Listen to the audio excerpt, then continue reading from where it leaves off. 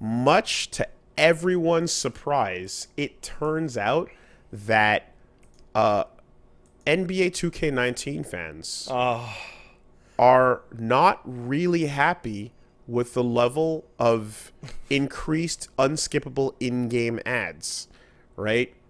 See, they were tolerant to a certain amount. Sports games, yeah, there's ads on the stadium and there's a little Mountain Dew logo underneath the replay. That makes sense. That looks like it is on the TV. But now that Yeah. you've increased those ads And you can't to be skip unskippable, them. And now they're real ads. and you're going to actually have a moment where your loading screen is complete, and it says at the bottom, loading complete, but the ad's not done, so you can't go forward into the game, which you have paid $60 for. Yes. They're kind of upset. Well, Wooly, how are these sports games supposed to make their money while having total monopolies without this kind of thing? How could a basketball game make money in a system that only they get to make a basketball game without this kind of practice? It's impossible. You know, modern day monetization, right? As a domain that you can actually like fucking master and walk into any company that deals with media and like fucking skyrocket to the board of directors if you know what you're doing. Yeah. It's really interesting how so much of it is just based on the principle of don't ask for permission, ask for forgiveness. Yeah. Like, I don't know if anyone like listened to or followed or remembers early satellite radio, right? But I do not. Sirius XM once upon a time was Sirius and XM separately. Yeah. Right? They were competing. It was like Blu-ray and HD DVD. Mm-hmm.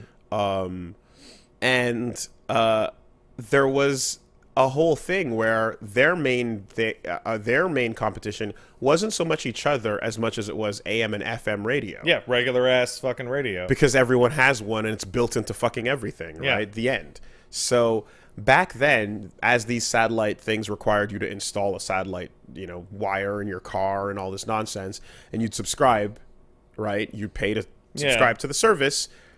Everything was ad-free because you were paying for it. Makes sense. Simple, right? I want entertainment. I want it round the clock. I want radio. I don't like ads. I'm paying you already. Therefore, Netflix model. The money comes from me, not from the commercials, right? Yeah. Great. Done. And for a while, they had that. And then suddenly, at some point, commercials started airing.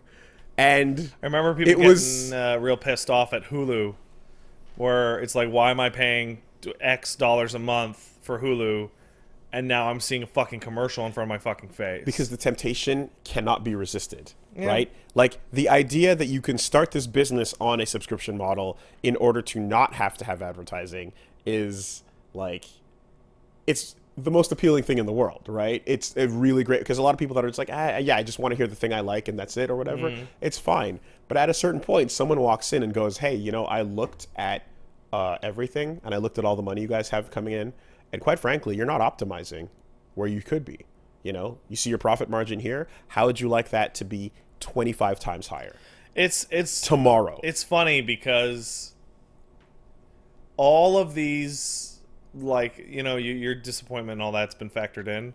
They always factor in, but they always leave the one part of the equation out, which is what happens if we push it way too far and people abandon our shit, and then we don't make money. Well, that's the place that we enter now, and that's the place we go to, because, like, it's one where once upon a time goodwill mattered. Now it doesn't, right? So or it's quite rare that it does. Yeah, I guess, but I maybe it's just nostalgia talking, but it feels as if the world before we had to think about these things and be like, that sounds disgusting. Yeah. Right? Is one where, in theory, the people in charge of this stuff were aware of it. Maybe they would have done it, but they just didn't, know that this could be done. Maybe the data was just missing, right? Who knows? But but the balls in my brain it takes to basically just be like, hey, I know you're already paying, and I know that the reason why you bought into this service is because we said no ads, but now we're just going to put them in anyway. And sorry, if you like the content, you're still going to stick around, aren't you? Yeah. And then it just ends up being the way things are now. It's like, well, then what's the payment for? It's nice that we get to look at sports games as an example for everyone, a relatively low stakes example of why long-term de facto monopolies suck shit for everyone. Right? Your football game being crap isn't the actual end of the world compared to, I don't know, like a company having a monopoly on a type of food or something, you know? Yeah. But, like, you get to see, like, oh, wow, this just gets shittier and shittier every year, and it will only get shittier. And the thing about it is, it's not like having multiple revenue streams is inherently evil. Of course not. We have multiple revenue streams. There you go. It's that, like, there's an understanding when you kind of you make an ask, you know, at the beginning of, like, well, we're starting this, and people are, again, they're buying with the understanding that part of the reason why you're getting my money, Netflix, is because I'm not sitting through commercials. Yeah. So, for example, this podcast that everyone is listening to is free. Yes. There are commercials in it. Yeah. The commercials pay for the podcast. Yes. If we were to, in the future, the long, far future, or whatever, switch the podcast to, hey, give us $5 a week for the podcast, you know, whatever, the commercials would probably go away. Because it switched. I mean, don't a lot of, like, Patreon things... That's the whole point. The number one thing on a Patreon is watch my bullshit with no ads. Yeah. Makes perfect sense. Yeah. We still will slurp a Red Bull. Oh.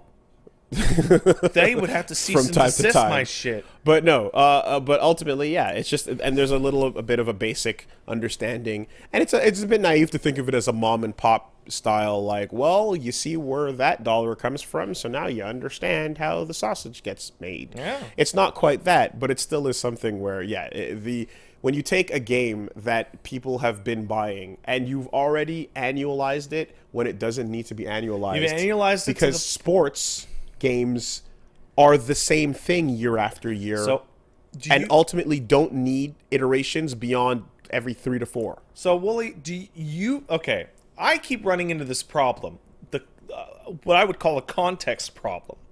And what you just said is a really good example. There are people that are listening to us that, depending on their age or when they started playing sports games, whatever, literally don't remember a time when the yearly sports game had real new features. Yeah. Right? Yeah. Sports games used to come out every year, and it used to be that every year had a genuinely cool new thing in them. I remember when Quarterback Club introduced the stiff arm stick. Christ, I remember that. I don't play fucking Madden. Yeah.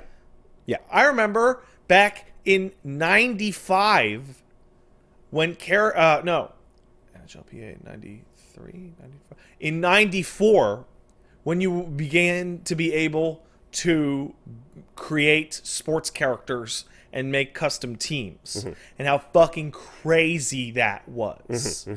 And there came a time when, God, what was it? It was Madden.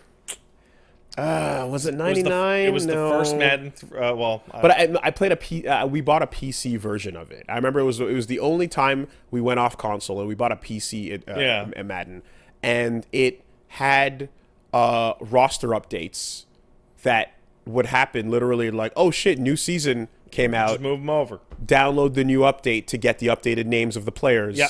And it was like, oh, fuck, that's super cool, right? That is cool. Nowadays, roster updates are a massive thing because people, like, ultimately, fans of the NBAs, of the NHL, and MLB, all these, you know, things, they want player names, and they want to see the player's face, and they want to recreate the thing they like watching. A lot of sports fans are stat nerds. And they want their stats. And all that really is a fucking patch into the current game. A couple text files. Right? But whatever. They've already found a way, is what I'm saying, to bilk sports fans for their money every year, and it's accepted now. We simply just accept it. It's normal, right? The fact that you don't make a leap forward with actual design or tech or whatever or anything is just accepted and normal. We don't care anymore, right?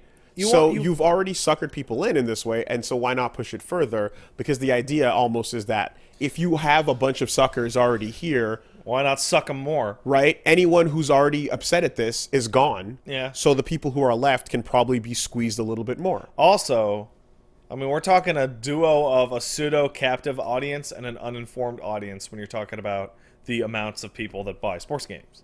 A lot of people that buy sports games, I remember my old boss at the grocery store, it's Madden Day, and he ran out and got a 360 and was sick for a week. And just Maddened it up. Yeah.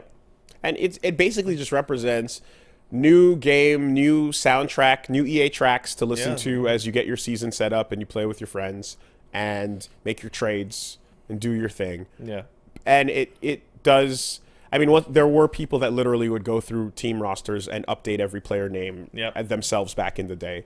And now this just represents, we'll do all that for you or whatever. But it's the idea that, you already have created an audience of people that you know you're exploiting, so why not throw it a little bit further by putting these ads in those games? And notice that, it's sports games that get these extra ads and not any other genre.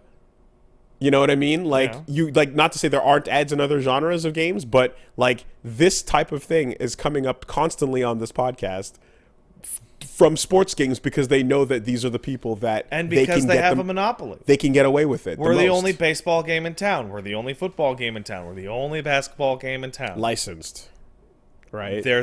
As far as most people are concerned, that's literally the same thing. Once upon a time, it didn't need to be licensed, but now it's everything. Yeah, 100%. I want to play my football game with my football characters. Yeah. So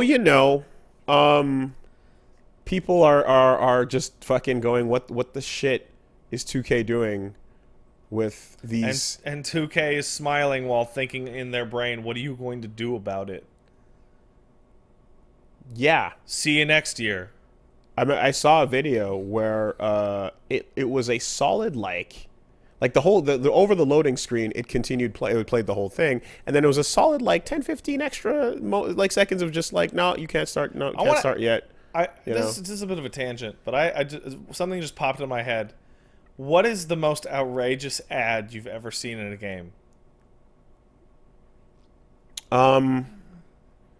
Didn't we talk allowed to say Cup Noodle because Cup Noodle was hilarious. I mean, didn't we already talk about Dark Sky and all that shit? Yeah, Dark Sky was pretty bad, but there's one that I actually think of that was way worse. How far into Alan Wake did you get? 0.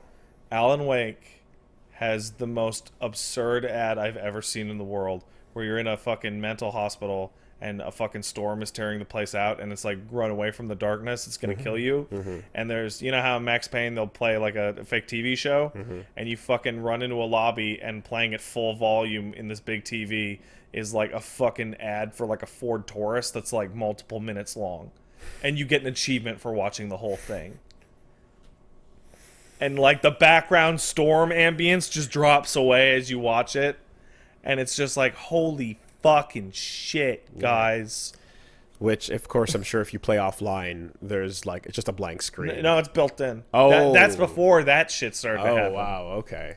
Because there is an argument to be made, and I will say this, that when you're playing your soccer, your football, and you see, or the hockey, and you see the ads of the different sponsors around the edge of the That's ring. part of the look of a sports game. Exactly, right? And then it goes, and let's get that replay brought to you by Coke, the Coke Minute replay.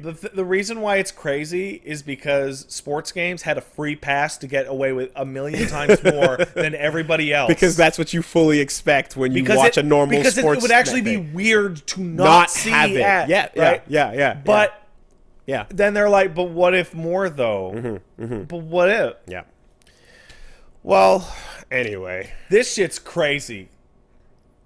Yeah, and unlike most of the other stories, this one with the NBA 2K19 has no update because it's just, that's it. That's the game. Get fucked.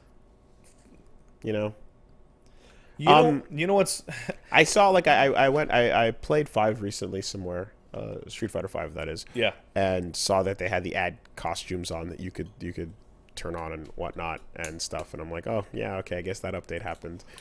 And I still remain in this place of just like, it's not that I like it, but if you decide to make an ad-supported version of your game, but then make it free, I understand, and that's all there is to it. Yeah, that's it. Totally understandable. There's a gain there, right? To somebody, because you're still playing that core exchange. You're still acknowledging that core exchange we mentioned way at the top, which is you're going to make your money somehow. You're putting out on your sleeve how you're making your money, and that's through advertising as people play this free video game. You know what? I just got a great segue in my brain, because we're talking about annualized franchises, and we're talking about brand and ad integration into those franchises, right? And how most of the time it comes off and you want to vomit. But there is actually one other series I can think of, aside from sports games, in which removing the ads would damage that series. A specific IP or a genre? Specific IP, in which removing all of the ads, of which there are literally fucking thousands, would damage it. And that's the fucking Yakuza series, where every single health item, or nearly every health item, consumable, store, etc., is a real is a Japanese fucking product. ad. Do you want Boss Coffee to refill your health? Hell yeah, I would like some Boss Coffee to refill my health, please. How did they... Isn't that a licensing nightmare? They get it. I mean, Calorie Mate and Metal Gear Solid is still a thing. There is Boss Coffee. There is CC Lemon. Yeah. There is fucking ads for Nico Doga all over the place. Yeah. Like, it's rife. But it's fine... Because it's accurate. Because it's in a hyper-accurate or hyper-realistic version of a city that totally has that shit everywhere. Right. And on top of that, so I've been playing a lot of Judgment / Judge Eyes, whichever you want to call it. Yeah. The fact that Sega has gotten away with making the same fucking 10-block radius 15 times in a row. I believe this is the 15th Yakuza-ish game. And that Kamurocho fucking block is the same fucking location it's literally always been. There has been more than one of these a year since this series has come out. It's a good thing it's a story that's driven on narrative and that you're following the chapters. Yeah. Like, of what happens to these characters. And you look, like, it's crazy because, like, everybody's totally cool with it because it makes sense and they do the work to update it game to game and then find the ads, and that pays for some of the, like, high-end stuff that they do in that series, whatever. But, like, see, look how easy it was. Yeah. All you had to do, and this is the tough part, was make every single one of those games good and have tons of good shit in it. That's all, here's some big fucking air quotes, that's all you had to do, is make every single one of them a good one. Even the shittiest Yakuza game is still pretty good. Okay, but no. There's a difference, though, because if people are still happy with their sports game, but they throw in ads on the loading screen, that's like every time you use that CC Lemon, you have to watch a 30-second animation of him drinking it slowly as the logo zooms in on the can, and then he walks and disposes of the can in a recycling bin. I had a really fun moment when I streamed Judgment last week, where there's a side quest in which I walk up to a restaurant that I have not heard of. And you walk out, and then the president of the company is there. And the president of the company is like, hey, did you like our steaks? We really, really try and mix the highest quality steaks with the lowest price possible so that the customer always wins. And your character goes, wow, that is a really fantastic. And that is the start of a 5-part quest line, which is just, and I mean just, talking to the president, who, by the way, is standing in front of a real poster of himself on the wall of the restaurant, and you're like, wow, this is an amazing way to run a company. And I look at my chat and go, is this an ad? And sure enough, comes back, this is totally an ad. This is a real restaurant, and this is a real guy. Yak's got to get those sacks of money. And they got to get paid. It's what they do. It's really funny to me because it happened with the cup noodle thing too. Yes. Where it's so fucking in your face. Yes. And it's played so serious while being goofy as fuck that I laugh and I go, "Oh, you got me." Because it comes back around. Right? Yeah. And it's funny. The cup noodle thing in Final Fantasy 15 I think is my favorite part of the entire game, especially with what you can do with the photo there. Which everyone I knew, I don't know, I didn't talk to you about it, but the final photo was like Noctis with the cup noodle on his head, or just the photo of cup noodle. This is the memories we made along the way, cup noodle. Like, it's hilarious. And it doesn't come off gross. It comes off in this pathetically sincere, like embarrassing almost. Yeah, but also this is the same franchise as FF7 and FF6 in a way. Like it. What? Like, how am I putting? It's like, oh, right, yeah. It's just, it's weird to think that like the world we live in now is one where like.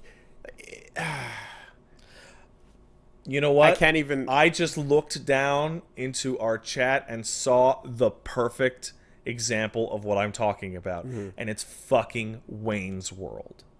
Do you remember that shit, that fucking long bit about how they would never sell out while they're wearing Pizza Hut t-shirts and drinking big Pepsis? Yes. That shit was hilarious. Well, I mean, movies like do that all the time. It's been a part of movies forever. The fucking 7-Up Transformer or Mountain Dew Transformer. But it's you know, I feel like there's a really fine line. Make me laugh at how disgusting you're being, right? And you get a free pass. Sure. Just give me a chuckle. One chuckle.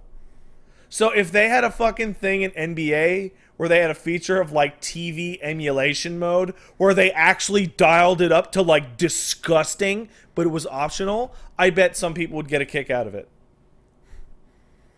The Mountain Dew Minute presented by Taco Bell, insurance providers, Geico. Yeah.